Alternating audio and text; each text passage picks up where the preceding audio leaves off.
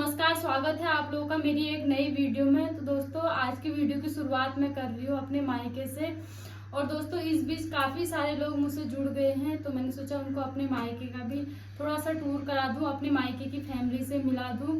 तो दोस्तों, मैं अपने मायके कल शाम को आ गई थी और सबसे पहले मैं आपको अपने मायके वालों से मिलाती हूँ।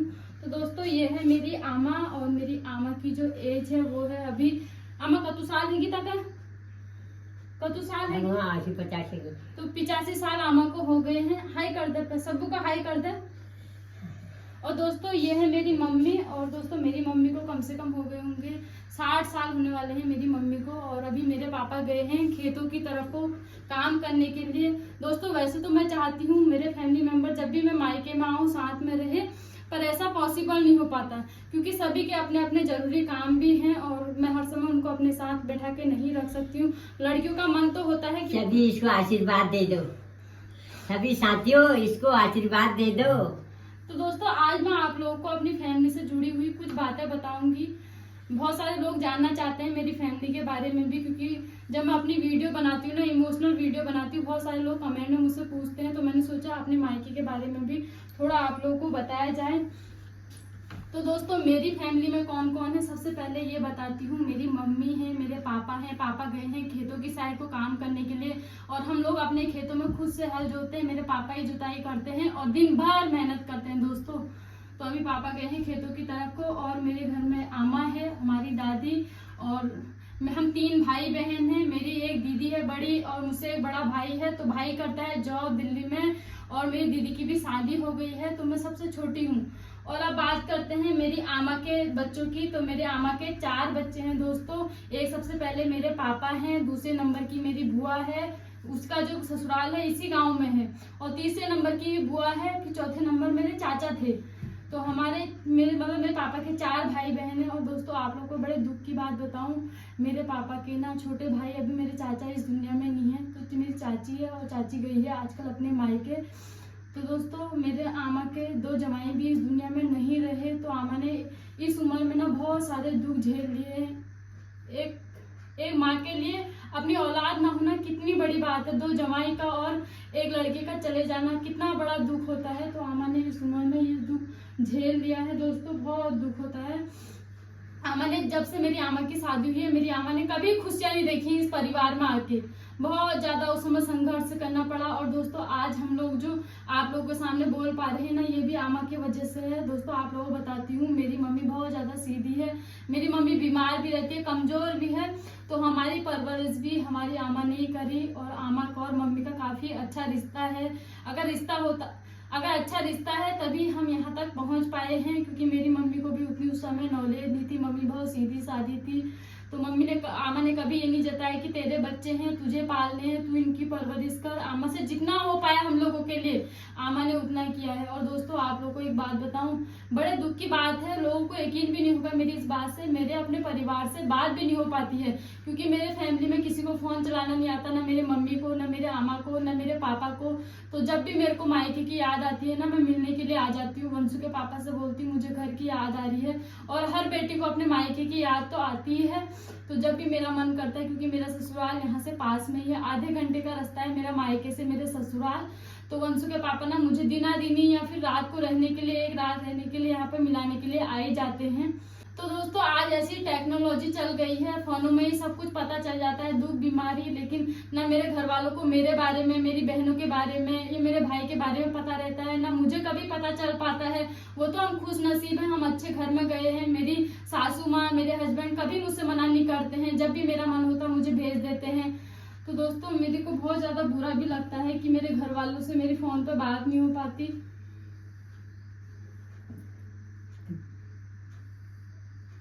दोस्तों, मेरे को घर की बहुत ज्यादा याद भी आती है। हर लड़की को आती है अपने मायके की याद। अगर फोन पे वीडियो कॉल पे बात हो जाती है ना, तो लड़कियों को उतना फील नहीं होता। और दोस्तों, आमा ने भी बहुत ज्यादा इस उम्र में संघर्ष किया है। कभी दुख बीमारी होती है, इनको दिखाने वाला भी यहाँ पे कोई नहीं होता, क्योंकि मेरी मम्मी भी बहुत ज्यादा सीधी है, मेरे पापा भी बहुत सीधे हैं, और दीदी रहती है ससुराल में, और भाई मेरा बहुत ज्यादा दूर रहता है दिल्ली पे। तो वो यहाँ से आ नहीं सकता बार बार दिखाने के लिए। तो कभी मैं, कभी वंशु के पापा, कभी दीदी यहाँ पे आते रहते हैं। जब ज्यादा तकलीफ हो जाती है अड़ोसी पड़ोसी हम लोगों को फोन करते हैं, कभी चाची लोग फोन करते हैं कि आमा की मम्मी की तबीयत खराब होगी, तुम आ जाओ दिखाने के लिए, तो वंशु के पापा न सुबह भागे भागे आते हैं। तो दोस्तों मेरे मायके की भी कहानी बहुत संघर्ष भरी है। तो दोस्तों मैं ना वीडियो बना रही हूँ, ये सब मैं ब्लॉगिंग करती हूँ, बहुत सारे लोग मुझे जानते हैं, लेकिन मेरे घर वालों को मेरे बारे में पता नहीं है कि मैं क्या करती हूँ। आमा मुझसे कितनी बार बोलती है तू इतना फोन में इतना तेज क्यों बोलती है, तेरे सिर में दर्द हो जाएगी। आमा लोगों को ना इतना भी पता नहीं है मैं कितनी बार बोलती हूँ आमा से, आमा मैं ना वीडियो बनाती हूँ। तो अब धीरे धीरे सब लोग आमा से कहते हैं, गांव से आमा को पता चलता है, मम्मी को पता चलता है कि तुम्हारी बेटी ना वीडियो बनाती है, उसकी बहुत ज्यादा पहचान हो गई है, सब लोग जानते हैं। तो अब आमा लोगों को प्राउड फील होता है। बताओ मेरे घर वाले खुद से मेरे को फोन पे नहीं देख पाते, ये कितनी बड़ी मजबूरी है। तो दोस्तों मैं चाहती थी आपको अपने पापा से, अपने भाई बहनों से, सभी से मिलाऊं, लेकिन अभी सभी अपने लोग जिम्मेदारियों में बंधे पड़े हैं, तो एक साथ में सबका मिलना मुश्किल ही होता है। तो दोस्तों मेरी आमा वैसे बहुत ज्यादा एक्टिव भी है। ये जो घर परिवार हमारा चल रहा है आमा की बदौलत ही चल रहा है। हम लोगों की शादी हुई ये सब आमा की वजह से ही हुआ है, क्योंकि मम्मी बहुत ज्यादा सीधी है और पापा भी मेरे बहुत ज्यादा सीधे साधे हैं, पापा को भी इतनी नॉलेज नहीं है। तो दोस्तों जो खेती पाती करते हैं हम लोग इसी से गुजारा चलता है, थोड़ा बहुत भाई भी देता है। आजकल प्राइवेट जॉब में कितनी सैलरी होती है, तो खेती पाती आमा ही करती है, जैसे खाद डालना, बीज डालना, फिर गाय को भी पाल रखा है आमा ने, उसका दूध निकालना। इस उम्र में भी, जिस उम्र में होती है एक बुढ़े बाढ़े जो बैठते रहते हैं घर में ऐसे खाते हैं, उस उम्र में आमा संघर्ष कर रही है। और साथ में आमा करती है गिदार का काम। हमारे जो शादियां होती है गांव घरों में उसमें गिदार होती है, कुछ मंगल गीत गाए जाते हैं, वहां से भी कुछ दक्षिणा मिलती है, उससे भी आमा काम करती है।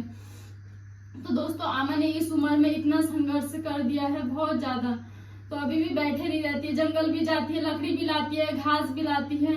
तो बहुत सारी मजबूरियों के कारण अभी तक आमा जिम्मेदारियों में बंधी पड़ी है। हम लोगों के लिए बार बार हाल चाल पूछती है। और दोस्तों मेरी मम्मी भी बहुत ज्यादा कष्ट झेलती है। मेरी मम्मी के ना यहाँ दिमाग में बहुत ज्यादा दर्द रहता है, कितनी बार सीटी स्कैन करा दिया भाई ने, कितना दिखा दिया हम लोगों ने। कभी मम्मी के कानों में प्रॉब्लम रहती है और मेरी मम्मी ना भी कान भी कम सुनती है, तो हम लोग को ना थोड़ा तेज बोलना पड़ता है मम्मी के लिए। तो दोस्तों कितनी कष्टदायक जिंदगी जी रहे हैं मेरे घर वाले।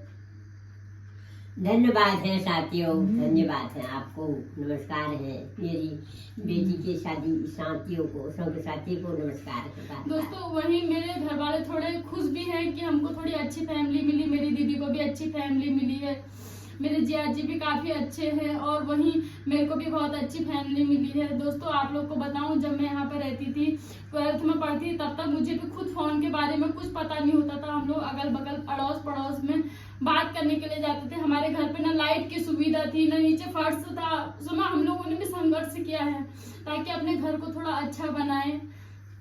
सभी चाहते हैं उसका मायका जो है अच्छा रहे, अच्छी उन्नति करे, लेकिन अभी मम्मी और पापा की स्थिति ऐसी नहीं है, बहुत ज्यादा सीधे साधे हैं। तो जब आमा को कुछ भी दुख तकलीफ होता है ना, तो हमको बहुत ज्यादा घबराहट हो जाती है। हम सोचते हैं कि सभी लोग स्वस्थ रहें। तो दोस्तों एक एज तो ऐसी हो ही जाती है जिसमें दुख बीमारियां घेर लेती हैं। तो दोस्तों एक टाइम ऐसा था हमारे घर पे 10 रुपए भी नहीं होते थे हमारी फीस के लिए, तो आमा ने हमको जैसे तैसे इधर उधर कर्जा निकाल के पढ़ाया है। आज मैं भी ग्रेजुएट हूँ, मेरी बहन भी, मेरा भाई भी, तो सब लोग हम पढ़े लिखे हैं, एक अच्छे ग्रेजुएट बने पड़े हैं, ताकि आमा ने इतना संघर्ष किया हम लोगों को पढ़ाने के लिए, अपना नी खा के नी पहन के हम लोगों को पढ़ा है। तो हम लोग, हमारा भी कर्तव्य बनता है कि मामा को, मम्मी को, अपने पापा को कभी नहीं भूलें। मैं चाहती हूँ अपने फैमिली के लिए बहुत कुछ करूँ, लेकिन अभी दोस्तों मैं इस लायक बन नहीं पाई हूँ। अगर मैं बनूंगी तो कभी ना कभी अपनी फैमिली को जरूर वो सुख दे पाऊंगी जो देना चाहिए माँ बापों ने, जो माँ बापों को सुख मिलना चाहिए वो सच में अभी इनको नहीं मिल पाया है। दोस्तों सच में एक बुरा तो फील होता ही है कि अभी के टाइम पर सब लोग इतनी उन्नति कर रहे हैं, इतने बढ़ रहे हैं, लेकिन मेरी मम्मी और मेरे पापा इतने सीधे हैं। कैसे चलेगा घर परिवार आगे को, टेंशन तो लड़कियों को लगे रहती है मायके की। अरे भगवान सहायता है, सब वही उनके पर आस है, सब वही करते हैं, सब जो कुछ करते हैं। हम क्या करते हैं, हमसे कुछ नहीं होता है, वही प्रभु की माया है, सब कुछ वही करते हैं, करता है, वही करते हैं, वही हरता है, वही सब कुछ है। हम कुछ नहीं कर पाते हैं, कर्महीन धर्महीन कुछ नहीं, ऐसे ही है। ये बच्चे जिए, इनको भगवान राशि को सत्ता देवे।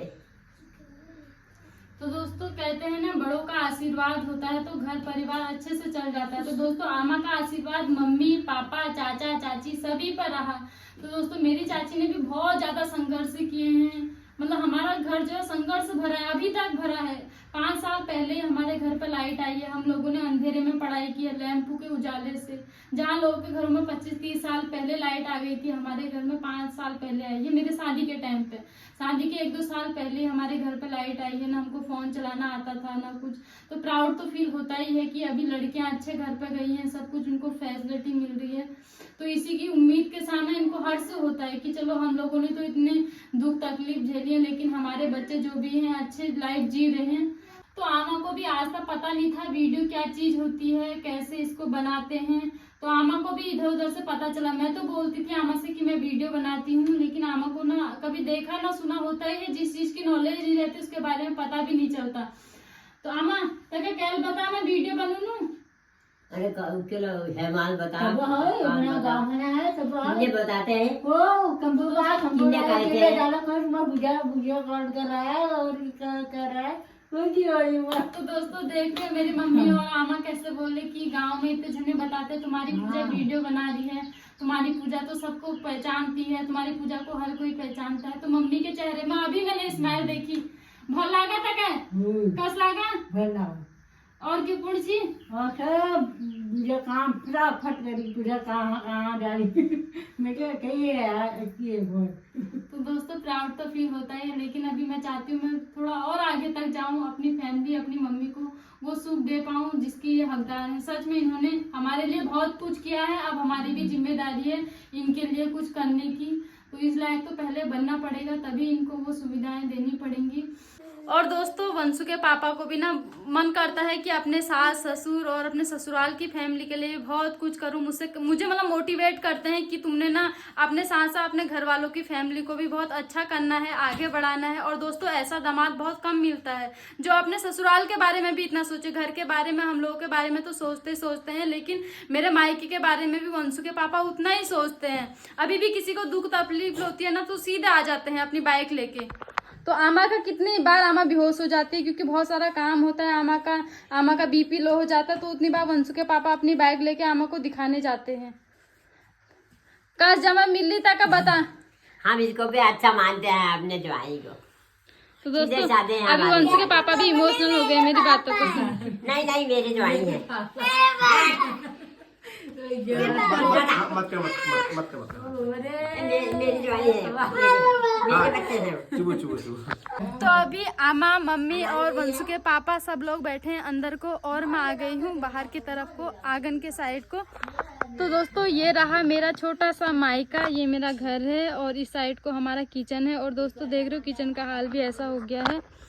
हमारा जो किचन है वो कच्चा है। जब तक हम थे ना लिपाई घसाई करते थे जंगल से मिट्टी लाके, लेकिन अभी मम्मी भी जंगल नहीं जा पाती उतना क्योंकि घर के खेतों के गाय बच्चों के इतने सारे काम हो जाते हैं। तो देखो ये लगातार लिपाई नहीं होने के कारण से पूरा जो हमारे पहाड़ों में पटबड़ा कहते हैं वो दीवार पूरी उधड़ने लग गई है। तो पूरी दीवार ना टूटने लग गई है। आप का जान छे पानी चलाइए। अब तुम बोलना कम करो, तुम्हें कमजोरी है बहुत। हाँ फिर और दोस्तों आमा मुझसे बार बार ऐसी ही बोलती है, पूजा तू इतना बोलती है तेरे सिर में दर्द हो जाएगी, तेरे गले में दर्द हो जाएगी। इतना मत बोल। तो दोस्तों आमा लोगों को पता नहीं होता ना वीडियो क्या होता है करके, लेकिन मैं इनको अच्छी लाइफ देना चाहती हूँ। कोई बात ना, वीडियो बनू ना, वीडियो में बोलाना पड़ा आमा, मैं मका पीर नहीं हूँ नहीं। अरे कमजोरी है जे। कोई बात ना। तो माँ बापों को ना हमेशा बच्चों की चिंता लगे रहती है, और इसी चिंता में आमा मुझसे बोलती है तू कम बोला कर, तेरी तबीयत खराब हो जाएगी। तो दोस्तों होता ही है, परिवार वालों को तो बच्चों की चिंता लगी ही रहती है। और अभी आमा इतनी तेज धूप में चले गई है पीछे गौशाला में गाय बच्चों को पानी पिलाने के लिए। और अभी ऐसी कंडीशन है ना, मैं भी आमा लोगों की चाह के मदद नहीं कर सकती क्योंकि मैं भारी बाल्टियाँ नहीं उठा सकती, सामान नहीं उठा सकती। तो आमा लोगों को ना अभी खुद ही संघर्ष करना पड़ता है। और मेरे पापा भी अभी इतनी धूप में गए हैं खेतों की तरफ को, और ये लेके आ रहे हैं बहुत ज़्यादा दूर से गूल से पानी लेके, फिर गाय बच्चों को पिला रहे हैं। तो दोस्तों अब मैं भी बैठ जाती हूँ, थोड़ी देर रेस्ट करती हूँ। और आज शाम को ही मुझे भी अपने घर की तरफ को निकलना है क्योंकि वहाँ पर भी बहुत सारी मेरी जिम्मेदारियाँ हैं। और जब भी मेरा मन करता है ना, मैं आ ही जाती हूँ अपने मायके में मिलने के लिए अपने घर वालों से। तो घर वालों से मिलने इसलिए भी आती हूँ ताकि इनको भी टेंशन ना रहे, बात नहीं हो पाती फ़ोन में, तो अगर मैं आते रहूँगी ना तो इनको भी मेरे हाल चाल का पता चल जाता है। और दोस्तों प्रेगनेंसी कंडीशन ऐसी होती है ना जिसमें माँ बाप पल पल की खबर लेना चाहते हैं, क्योंकि ऐसे टाइम पर बहुत ज़्यादा तबीयत भी ख़राब हो जाती है। तो मैं कोशिश करती हूँ कि आते रहूँ, लेकिन कभी कभार मैं भी जिम्मेदारियों में रह जाती हूँ। मैं भी इकलौती बहू हूँ, मम्मी मेरी ड्यूटी वाले हैं, तो घर पर भी बहुत सारे काम होते हैं, मेरे साथ छोटा बच्चा भी है। तो दोस्तों शाम को मुझे निकलना है अपने घर की तरफ को, और आज इस वीडियो को मैं यही एंड करती हूँ। तो उम्मीद करती हूँ आप लोग को ये वीडियो पसंद आई होगी। अगर पसंद आई तो वीडियो को लाइक ज़रूर करना और शेयर कर देना वीडियो को, ताकि आने वाली वीडियो और लोग ज़्यादा से ज़्यादा देख सकें। फिर मिलती हूँ आपको नेक्स्ट वीडियो में, तब तक के लिए बाय। जय देवभूमि उत्तराखंड।